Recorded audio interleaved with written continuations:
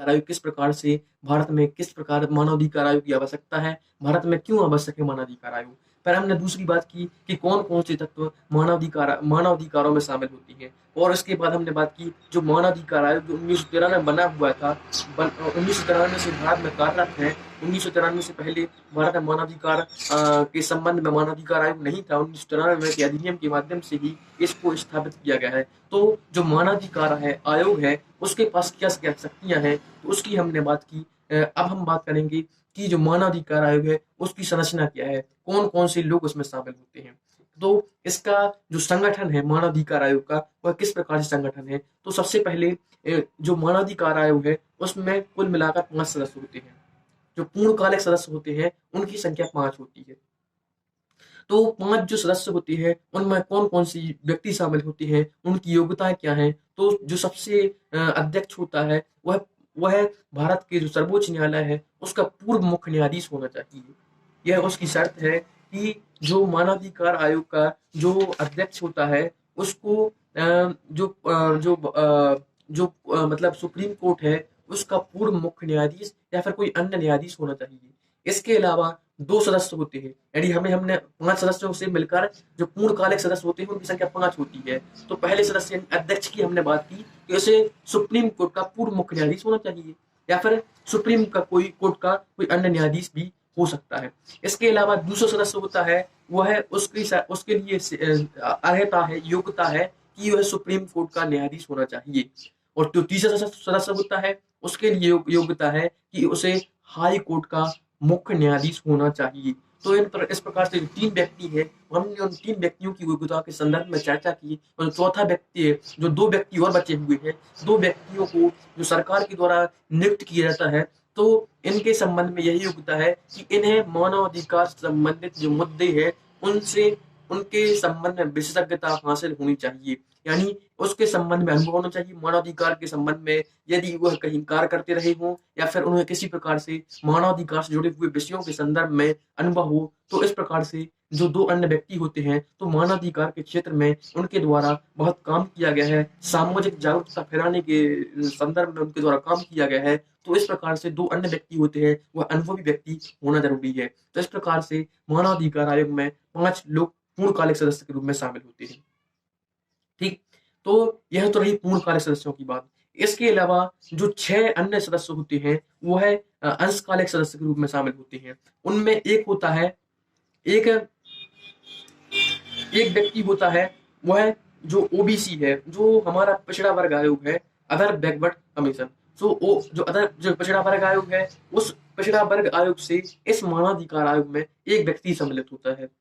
इसके साथ साथ जो महिला आयोग है उसका महिला आयोग से भी एक व्यक्ति इस मानवाधिकार आयोग में सम्मिलित होता है। इसके अलावा जो एससी जो अनुसूचित जाति आयोग है, अनुसूचित जनजाति आयोग है, विकलांग आयोग है, अल्पसंख्यक आयोग है, तो इन सबसे एक एक व्यक्ति इस मानवाधिकार आयोग में सम्मिलित होता है। तो इस प्रकार से 5 इसमें पूर्णकालिक सदस्य होते हैं और 6 या 7 यानी अल्पसंख्यक आयोग और महिला आयोग और एससी आयोग, एसटी आयोग, ओबीसी, विकलांग आयोग, विकलांग और हाँ 6 अन्य लोग इसमें शामिल होते हैं।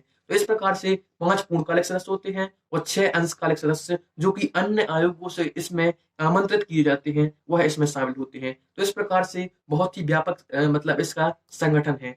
अब हम बात करते हैं कि मानवाधिकार आयोग के जो सदस्य होते हैं, पूर्णकालिक सदस्य होते हैं, जैसे कि एक सुप्रीम कोर्ट का मुख्य न्यायाधीश होता है, 101 हाई कोर्ट का मुख्य न्यायाधीश, एक सुप्रीम कोर्ट का न्यायाधीश। तो इस प्रकार से यह जो व्यक्ति जो पूर्णकालिक व्यक्ति होते हैं 5 लोग, उनकी नियुक्ति कौन करता है। तो उनकी नियुक्ति के लिए एक समिति का निर्माण किया गया है और उस समिति की यदि हम बात करें तो उस समिति में प्रधानमंत्री शामिल होता है, लोकसभा का अध्यक्ष शामिल होता है, लोकसभा विपक्ष का नेता शामिल होता है। इसके अलावा राज्यसभा का उपसभापति शामिल होता है, राज्यसभा का विपक्ष का नेता शामिल होता है। तो इस प्रकार से इसमें भी कुल 5 लोगों से मिलकर यह समिति बनती है। तो इस समिति जो प्रधानमंत्री की अध्यक्षता में होती है, तो इस समिति के द्वारा जो मानवाधिकार आयोग के जो सदस्य होते हैं उनकी नियुक्ति की जाती है।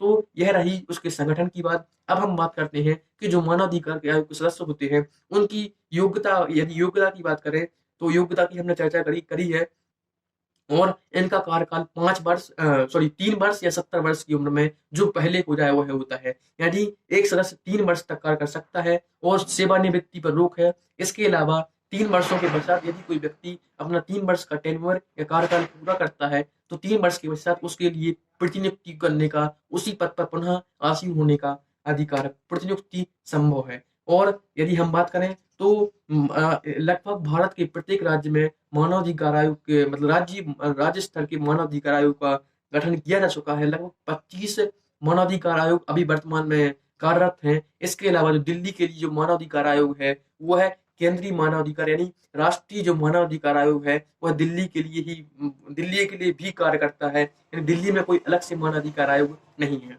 तो यह तो हमने रही बात की कि मानवाधिकार आयोग के संगठन की, कि इसमें कौन कौन से व्यक्ति शामिल होते हैं। तो सबसे पहले अभी तक हमने कौन कौन सी चर्चा की उसकी बात करें तो सबसे पहले हमने बताया कि मानवाधिकार में कौन कौन सी चीजें शामिल होती हैं, और सबसे उसके पहले हमने चर्चा की थी कि मानवाधिकार की आवश्यकता क्यों है, और भारत जैसा देश जिसमें भारत का संविधान में किस प्रकार कहाँ कहाँ मानवाधिकार के संबंध में चर्चा की गई है उसकी हमने चर्चा की। मानवाधिकार आयोग है उसके पास में कौन कौन सी शक्तियां हैं, कौन कौन से अधिकार हैं, दायित्व हैं, उसकी बारे में हमने बात की, उसके संगठन के बारे में बात की। तो यह तो रही मानवाधिकार आयोग के बारे में बात। चूंकि मानवाधिकार आयोग के संदर्भ में है, चूंकि भारत को मानवाधिकार आयोग की स्थापना करने की आवश्यकता क्यों पड़ी, यह भी बहुत एक मतलब तार्किक प्रश्न सिद्ध होता है। क्योंकि विश्व स्तर पर 1948 में एक सार्वभौमिक घोषणा पत्र संयुक्त राष्ट्र संघ के द्वारा जारी किया गया था। 1948 में 10 दिसंबर 1948 को जो मानवाधिकार आयोग के संदर्भ में एक सार्वभौमिक घोषणा पत्र संयुक्त राष्ट्र संघ के द्वारा जारी किया गया था, और उस घोषणा पत्र के माध्यम से यह संयुक्त राष्ट्र ने सूचित कर दिया था कि विश्व स्तर पर जितने भी जो मानवाधिकार हैं वह घोषणा पत्र में दिए गए हैं। ठीक, तो इस सार्वजनिक घोषणा पत्र को भारत के द्वारा भी स्वीकार किया गया था। यानी भारत भी संयुक्त राष्ट्र संघ का एक सदस्य है, जो सदस्य परमानेंट सदस्य तो नहीं है, परंतु जो उससे जुड़ा हुआ है। तो भारत ने भी इस घोषणा पत्र को स्वीकार किया था। तो 10 दिसंबर को जो कि घोषणा पत्र जारी किया गया था, स्वीकार किया गया था, तो इसलिए 10 दिसंबर को मानवाधिकार दिवस के रूप में भी मनाया जाता है। और क्योंकि इसके अलावा मानवाधिकार दिवस के रूप में यह है जो कि स्वीकार किया गया था और उसे पेरिस में स्वीकार किया गया था। 10 दिसंबर को मानवाधिकार दिवस के रूप में इसे मनाया जाता है। इसके अलावा महिला अधिकार के संबंध में घोषणा पत्र 1979 में संयुक्त राष्ट्र संघ के द्वारा जारी किया गया था। इसके अलावा बाल अधिकार से संबंधित 1991 में संयुक्त राष्ट्र संघ के द्वारा जारी किया गया था, और 2006 में विकलांगों के संबंध में मानवाधिकार घोषणा पत्र संयुक्त राष्ट्र संघ के द्वारा जारी किया गया था। और भारत इन सभी जो घोषणा पत्र है उन सभी घोषणा पत्रों का भारत एक अभिन्न हिस्सा है। इसके साथ साथ वैश्विक स्तर पर मानवाधिकारों की रक्षा करने के लिए एक मानवाधिकार परिषद का निर्माण भी किया गया है, जिसमें करीब 47 लोग जिसमें शामिल हुए, और इनकी नियुक्ति 4 वर्ष के लिए होती है। तो इस प्रकार से जो मानवाधिकार परिषद है उस मानवाधिकार परिषद यह एक अंतर सरकारी परिषद है। यानी इसमें कुल मिलाकर 47 देश होते हैं जो कि विभिन्न है। तो इस प्रकार से यह अंतर सरकारी परिषद है जिसमें कुल मिलाकर 47 लोग शामिल होते हैं, और इसका गठन 2006 में किया गया था।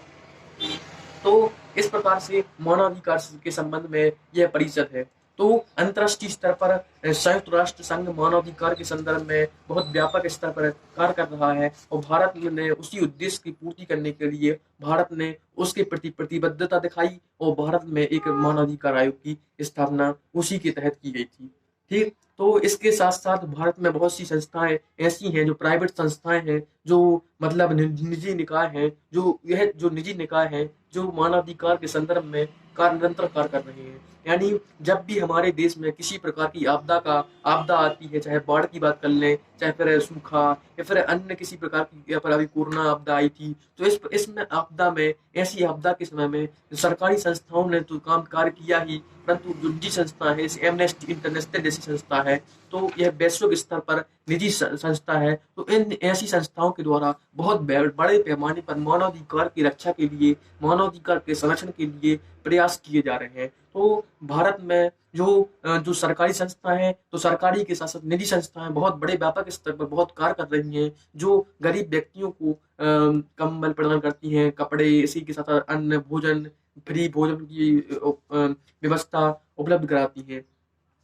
तो इस प्रकार से भारत में बहुत बड़ी संख्या में ऐसी संस्थाएं हैं जो मानवाधिकार के लिए कार्य कर रही हैं। इसी के साथ साथ भारत की सरकार है, भारत की सरकार के द्वारा भी बहुत बड़े स्तर पर मानवाधिकार के संदर्भ में कार्य किए जा रहे हैं। और अभी हमारे यहाँ जो मानवाधिकार के संदर्भ में जो शिक्षा अभियान चलाया गया था कि 6 से 14 वर्ष के लिए RTE जो जो कि हमारे सर्व शिक्षा अभियान के तहत 6 से 14 वर्ष के बच्चों के लिए निःशुल्क शिक्षा का प्रावधान, जिसे मौलिक अधिकार में शामिल कर लिया गया है 2002 में। इसको मौलिक अधिकार में शामिल करने का उद्देश्य यही है कि जो पिछड़े हुए व्यक्ति हैं, जो गरीब लोगों के बच्चे हैं, वह भी पढ़ लिख कर मुख्य धारा में शामिल हो सकें। इसके अलावा अभी हमारे यहाँ जो PWS जो कि राशनिंग व्यवस्था चल रही है, वह विश्व की सबसे बड़ी व्यवस्था है। यानी जो भारत में कोई गरीब व्यक्ति है तो वह भूखा ना सो पाए, इस हेतु जो सरकार के द्वारा राशनिंग की व्यवस्था निरंतर की जा रही है। तो यह भी एक सराहनीय कदम है जो सरकार के द्वारा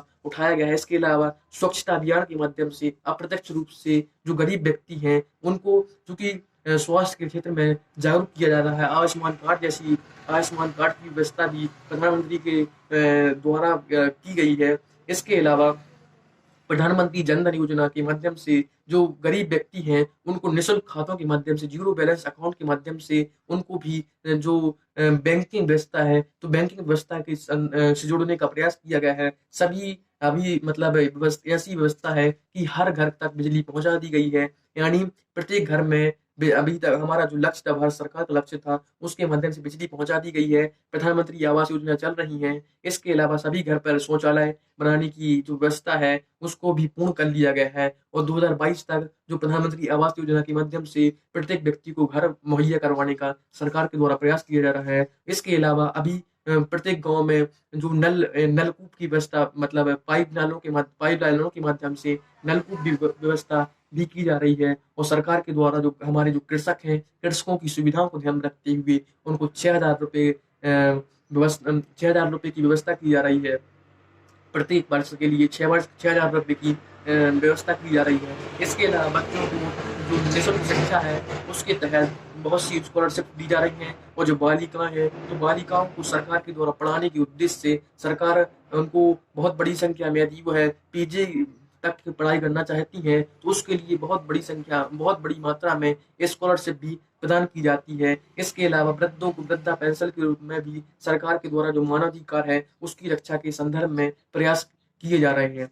परंतु इतने सब यहाँ पर हमने बात की, सरकार के द्वारा बहुत से प्रयास किए जा रहे हैं। इसके अलावा हमारे पास मानवाधिकार आयोग तो है ही, परंतु इन सब के बावजूद भी सरकार की यदि हम बात करें, यदि हम अभी वर्तमान का परिदृश्य देखें, कोरोना का परिदृश्य देखें, 2020 का परिदृश्य देखें, तो हमने देखा पिछले वर्ष जब बहुत बड़ी संख्या में जो मजदूर थे वह जब लॉकडाउन के लगा तो वहां पर फंस गए थे। और जब जैसे ही लॉकडाउन के बीच में वह इस अवस्था को फैलाते हुए वह पैदल ही सड़कों पर मतलब अपने अपने गांव में लौट आए थे। तो वह हमने जो दृश्य देखा वह हमें एक चिंताजनक दृश्य के रूप में प्रतीत होता है कि जो हमारे यहाँ जो मानवाधिकार के संदर्भ में बातें की जाती हैं वह एक खोखली सी उस दृश्य को देखकर प्रतीत होती हैं कि हमारे जो मजदूर वर्ग हैं उनके साथ में किस प्रकार से उनकी परिस्थिति है, किस प्रकार से उनकी स्थिति है। इसके अलावा जो सुरक्षा बल हैं, तो सुरक्षा बलों के द्वारा असम जैसे राज्यों से इस प्रकार की खबरें आती हैं कि सुरक्षा बलों के द्वारा मानवाधिकार का बहुत बड़े स्तर पर उल्लंघन किया गया है।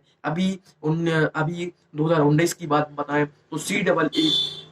तो CAA के विरुद्ध में जो हंगामा हुआ था, जो विद्रोह हुआ था, तो उसके तहत जो पुलिस के द्वारा लाठीचार्ज किया गया था, तो बहुत बड़ी संख्या में करीब 250 लोगों की इसमें मृत्यु हुई थी। तो उससे भी जो मानवाधिकार है, तो मानवाधिकार पर एक प्रश्न चिन्ह खड़ा होता है। तो यह मतलब प्रत्येक सिक्के के दो पहलुओं की भांति भारत में भी मानवाधिकार के संदर्भ में सरकार के द्वारा प्रयास किए जा रहे हैं, परंतु अभी भी प्रयास सफल नहीं हुए हैं। तो उसका प्रमुख कारण है कि जो मानवाधिकार, जैसा कि हमारा टॉपिक था कि हम मानवाधिकार के विषय में बात कर रहे थे, तो जो मानवाधिकार आयोग है, वह आयोग इस प्रकार शक्तिशाली नहीं है, तो इतना शक्तिशाली नहीं है कि सरकार को उसके द्वारा जो सलाह दी गई है उसको मानने के लिए बाध्यकारी कर दे। यानी उसके द्वारा जो सलाह दी गई है उसको मानना या ना मानना वह केवल सरकार का दायित्व है, और सरकार उसको ना मानने का फैसला भी कर सकती है। तो मानवाधिकार आयोग के पास में शक्तियां तो हैं, परंतु सरकार को वह बाध्य नहीं कर सकता है। वह सरकारी संस्था के रूप में उसी के अधीनस्थ कार्य करता है। ठीक, तो पहली बात तो मानवाधिकार आयोग के पास में शक्तियों की कमी है, उसको अधिक शक्तियां देने की आवश्यकता है। मानवाधिकार आयोग को स्वतंत्र करने की आवश्यकता है। जिस प्रकार से हमने चयन समिति को देखा कि मानवाधिकार आयोग में जो व्यक्ति शामिल, जो 5 पूर्णकालिक सदस्य होते हैं, उनकी नियुक्ति जिस समिति के द्वारा की जाती है, उस समिति में बहुसंख्यक सदस्य सरकारी सदस्य हैं। तो इसके साथ जो चयन समिति है उसमें भी पारदर्शिता लाने की आवश्यकता है। इसी के साथ साथ इस अभी जो मानवाधिकार आयोग है, या उस मानवाधिकार आयोग के पास में 1 साल से मतलब यदि कोई मुद्दा 1 साल पुराना है तो उसको सुनने का अधिकार नहीं है। मान के चलिए 2019 में किसी के व्यक्ति के साथ में मानवाधिकार का उल्लंघन हुआ है, और वह व्यक्ति 2021 में उस मामले को लेकर मानवाधिकार आयोग के संदर्भ में समक्ष आता है, अपनी फरियाद करता है, तो मानवाधिकार आयोग के पास में यह शक्ति नहीं है कि उसकी सिफारिश को सुन सके। इसके अलावा हमें आवश्यकता है इसके जो जो मानवाधिकार आयोग है उसके पास में एक निश्चित टीम नहीं है, एक टीम ऐसी संस्था नहीं है। जैसे मान के चलिए कोई व्यक्ति, कोई पीड़ित व्यक्ति है, वह मानवाधिकार आयोग के पास में अपनी शिकायत लेकर आता है, फरियाद लेकर आता है किसी लोक सेवक के विरुद्ध में या फिर किसी नेता के विरुद्ध में, तो इसके पास में स्वयं की जांच एजेंसी नहीं है जो स्वयं जांच कर सके, क्योंकि यह जो मानवाधिकार आयोग है वह उस जांच करने के लिए सीबीआई के पास भेजता है, फिर किसी अन्य संस्था के पास में, एनआईए। तो यह संस्थाएं सरकार की संस्थाएं हैं। तो इस प्रकार से इसके पास विशेष जांच दल नहीं है। और चूंकि यदि किसी नेता के खिलाफ में, किसी बड़े नेता के खिलाफ में यदि कोई शिकायत आती है तो वह मुद्दा सीबीआई के पास जाता है, और सीबीआई में सरकारी व्यक्ति ही शामिल होते हैं। सीबीआई क्योंकि जैसा कि सुप्रीम कोर्ट के द्वारा कहा गया था, सीबीआई है वह पिंजरे के तोते के समान कार्य कर रही है। तो इस प्रकार से जो सरकारी जो इसके पास में एक विशेष जांच दल का अभाव है, जो जिस जांच दल के माध्यम से जो जांच की जाए उन अधिकारियों की। तो ठीक है, इसके अलावा जो राज्य में जो मानवाधिकार आयोग है, तो राज्य के जो मानवाधिकार आयोग है उसके पास शक्तियों का अब बहुत व्यापक स्तर पर अभाव है, क्योंकि ये जो जो केंद्रीय स्तर के अधिकारी होते हैं, केंद्रीय अधिकारी, जो सेंट्रल अधिकारी होते हैं, तो वह राज्यों में भी कार्य करते हैं, परंतु राज्य मानवाधिकार को आयोग को यह शक्ति नहीं है कि उन केंद्रीय अधिकारियों की जांच कर सके। यानी राज्य के जो केंद्रीय स्तर के अधिकारी होते हैं, जो केंद्रीय अधिकारी होते हैं, जो केंद्र सरकार के अधिकारी होते हैं, वह राज्यों में भी कार्य करते हैं, परंतु राज्य के मानवाधिकार आयोग को यह शक्ति नहीं है कि उन अधिकारियों की जांच कर सके। इसके अलावा इसके जो सशस्त्र बलों से संबंधित जो मुद्दा है वह भी एक चिंतनीय मुद्दा है। तो यहाँ पर जो मानवाधिकार आयोग के मतलब संदर्भ में हमने यहाँ पर संपूर्ण बात की, किस प्रकार से मानवाधिकार आयोग की हमें आवश्यकता है, किस प्रकार से संवैधानिक प्रावधान किए गए हैं, और क्योंकि मानवाधिकार की शक्तियों की बात की हमने, संगठन की बात की, मानवाधिकार की जो सुझाव भी दिए हमने, किस प्रकार से उसमें सुधार किया जा सकता है, और यह जो कमियां हैं, मतलब सरकार के द्वारा बहुत बड़े स्तर के पैमाने पर सुधार किया जा रहा है, परंतु इसके बाद भी बहुत बड़ी स्तर पर कमियां विद्यमान है। तो मानवाधिकार आयोग के बारे में हमने संपूर्ण व्यवस्था को देखा। धन्यवाद।